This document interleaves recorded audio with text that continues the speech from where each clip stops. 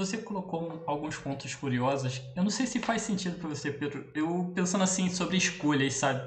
É curioso pensar que nossos avós, pais, apesar de, digamos assim, uma quantidade menor de possibilidades, a escolha talvez fosse mais fácil porque tinha um cenário menor, sabe? Eu vejo hoje, talvez no mundo, o difícil não é a gente escolher o que quer, o difícil é abrir mão daquilo que não é pra gente. Não sei se é o seu pensamento. Concordo plenamente. Você faz mais concessões e ambivalência humana que acontece, que acomete todos nós desde que éramos caçadores-coletores. Ora desejávamos o outro, ora expulsávamos o outro, migrávamos de um lugar para o outro. Somos ambivalentes, né? Tínhamos raiva, matávamos alguém do bando, né? Por uma discordância, éramos violentos, enfim. Flertávamos nesse começo da nossa existência muito mais com a visão de Hobbes do que a de Rousseau, de que nascemos todos bons e belos.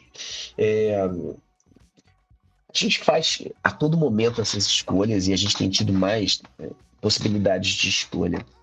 A dificuldade eu não acho que está especificamente, claro que está também, né, em abrir mão de tantas escolhas, mas eu acho que a gente tem alimentado a expectativa de que as escolhas que a gente fez, elas têm que abraçar o nosso desejo na sua totalidade. Essa é uma utopia moderna. A felicidade é isso. Teremos quase 10 bilhões de pessoas todas se achando no direito de serem felizes, né? Ou de culparem o outro por não fazerem elas serem felizes. A gente se esvazia. Ontem eu participei de uma discussão, que inclusive era sobre Byung-Chul Han com o Lucas Nascimento, que é o tradutor do Byung-Chul Han aqui. Lucas é um grande professor de filosofia da...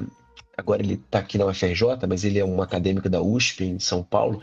A gente estava discutindo, e aí várias pessoas da plateia estavam dizendo que os tempos atuais, as telas, e que as crianças nas telas, ele estava falando sobre a sociedade do cansaço e tal, e aí o pessoal falando das telas, e como é perigoso o mundo de hoje para as crianças, e onde que vai parar tudo isso.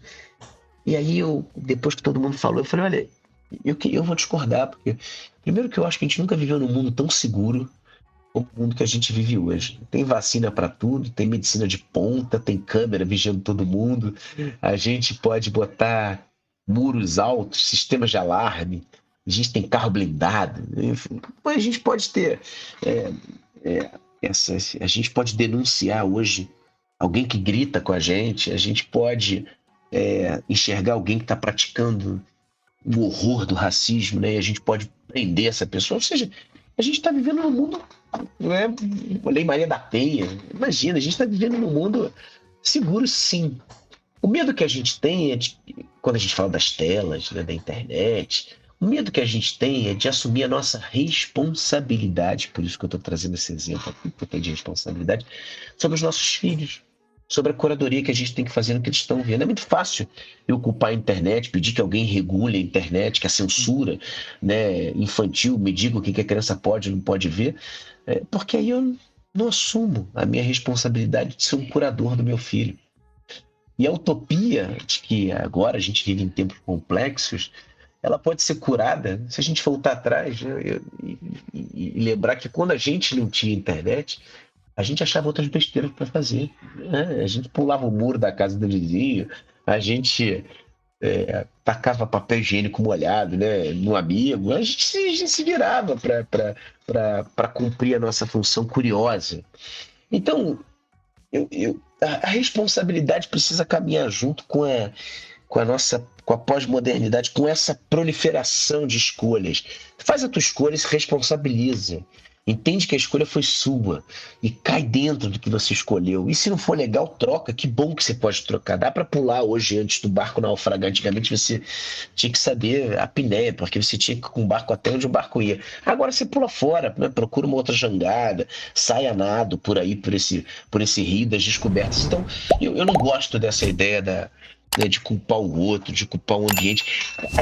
Todo mundo acha que é uma boa semente, mas fica esperando o terreno fértil Só que a semente, quando é boa, ela germina até no asfalto, né? Assim, você encontra, às vezes, né, num rejunte de pedra, ali, um broto de árvore. Você fala, como é que esse troço nasceu aqui? É porque a semente era boa, porque houve a tentativa.